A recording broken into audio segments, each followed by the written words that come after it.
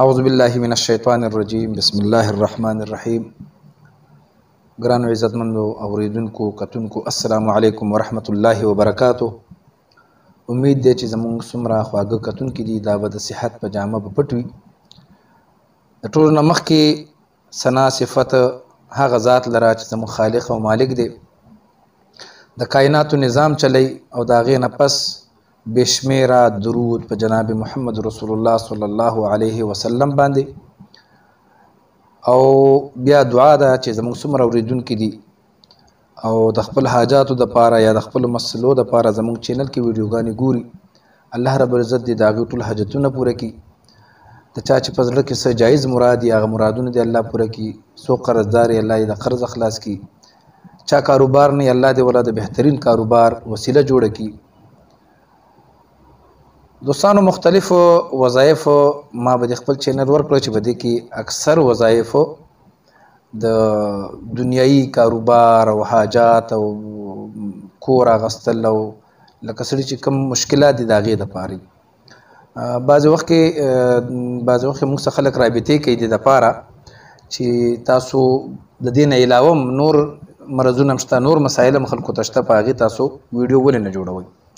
نو نن زه تاسو ته به زه ویډیو په دې باندې جوړوم، تاسو ته نن د دې خبرې وظیفه در کوم چې د چا په کور کې جنات وي نو جناتو نه اکثر خلک داسې تنګ وي که هغه چاته څه نقصان رسیم نه، خو ماشومان یری، زنانه یری، کور کې د شپې لوښي ولې راولي، کور کې شیزونه غیب شي.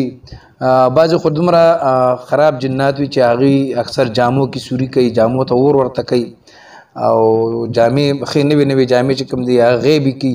د کار شی یو ځای باندې پروت وي چې ستا کله په کار وي نو هغه غیب کي، بیا وروسته په هغه ځای باندې پروت وي. نو دا هم یو پریشاني ده. نو دې دپاره بیا خلک لاول خو دا خبره ده که د چا سره یو څوک بهترین عامل وي پوهېږي چې یاره دا عامل تکړه دی او دا کولی شي، خو چونکې عاملان نن سبا نشته دی، ډېر کم کوز دي، بس صرف نومونه استعمالیږي. او بعضې که عاملان ویم نو هغوی د دې شیزونو نه ځان ساتي ځکه چې هغوی ظاهره خبر د مهنت ډیر وي یا پیسې پکې نه وي. اکثر خلک ورته وایي چې زه بس الله یې در سره ښه وکړي یا 100 روپۍ ورکړي، چونکې مهنت ډیر دی په دې کې. نو هغوی د دې نه ځان ساتي. نو د دې دپاره زه تاسو ته نن د دې طریقه ښیم چې چا په کور کې جنات وي او داسې مشکلات وي او ماشومان دې تنګ وي، غټ دې تنګ وي. واقعي خبره ده چې یو داسې غیبي مخلوق په یو کور کې وي نو سړي ته پریشاني جوړېږي ځکه ته یو شی وینې نه، نو سپی شو، پیشو شو، بل څه شی شو، مار شو، هغه ته وینې خو وبه یې ولې مړ به یې کې. اوس داسې یو شی دی چې ته په سترګو نه وینې او هغه کور کې سړی پریشانه کړي. نو د هغې دپاره زه تاسو ته نن وظیفه ښیم، بلکل مجربه وظیفه ده. دا تاسو بلکل کولی شئ، زنانې هم کولی شئ، نارینه هم کولی شي، هر چا ته دا اجازت دی او بلکل یې وکئ.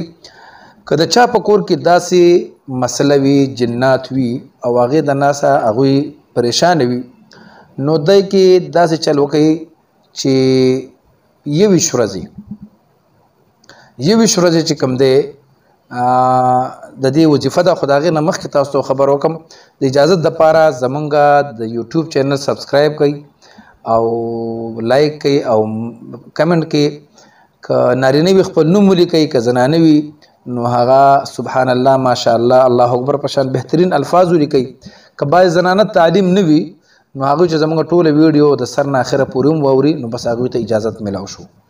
نو که داسې چا په کور کې جنات او پیریان وي، مسله ورته جوړه کړي، پریشانه وي او هغوی غواړي چې زموږ د دې کور نه جنات وځي نو داسې چل به وکړي چې 21 ورځې ساختي ټایم کې، د اشراق په ټایم کې یا د ماښام په ټایم کې په اوچت آواز باندې سوره بقره چې کوم دی دا تلاوت کې. الف لام نواله تر دا په 2 سپارې دي، 2 نیمې سپارې جوړیږي، دا به تلاوت کې.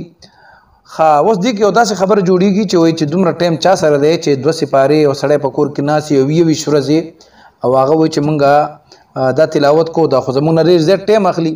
نو د هغې دپاره بهترینه طریقه دا هم ده که چېرته تاسو په خپله تلاوت د سورې بقرې نشئ کولی او یا قرآن هغه شان نشي درځي یا د کور مصروفیاتو نه وخت نه میلاویږي نو د هغې په ځای تاسو ریکارډینګ هم لګولی شئ چې په دغه کې موبایل کې ریکارډینګ کوي یا په USB کې راوړئ او هلته یې ولګوئ نو دا به دغه ټایم کې به ریکارډینګ ولګوئ یا سحر یا ماښام.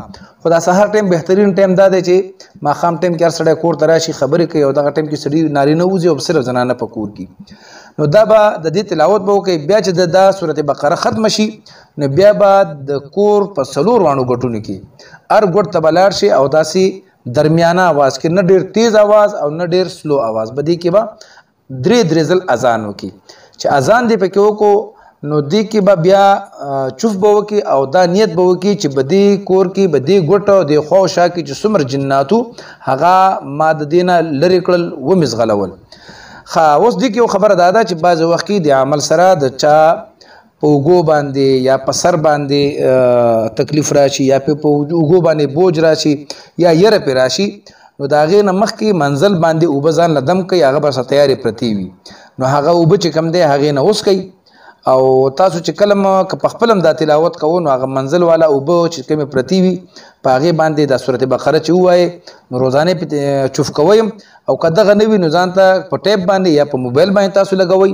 نو هغې څه به داسې چل وکړئ چې صرف په منزل باندې به اوبه دم کوئ او دا به انشاءالله 21 ورځې کوئ. انشاءالله العزیز د الله د کلام په برکت باندې د اذان په برکت باندې ساسو کور کې چې څومره جنات دي څومره مسلې در جوړ کړي دا به بالکل په ښه طریقې سره تاسو ته به تکلیف نه درکوي او بالکل په ښه طریقې سره به ستاسو دا کور پرېږدي او تاسو به د تکلیف نه آزاد شئ. دوستانو دا زموږ دا ویډیو چې کومه ده دا که ستاسو په خپل هم نه وي په کار بل نورو ملګرو سره داسې خلک وي ګاونډ کې خپلو خپلوانو کې هغې سره شیر کوئ، نو که ستاسو په وجه باندې چا تکلیف ختم شي نو هغوی به ټول عمر تاسو دعاګانې کوي. ما هم په خپلو دعاګانو کې یاد ساتئ. انشاءالله العزیز د یو نوي ویډیو سره به دوباره ستاسو په خدمت کې حاضرېږم. تر هغې پورې اجازت غواړم. د لوی الله په امان.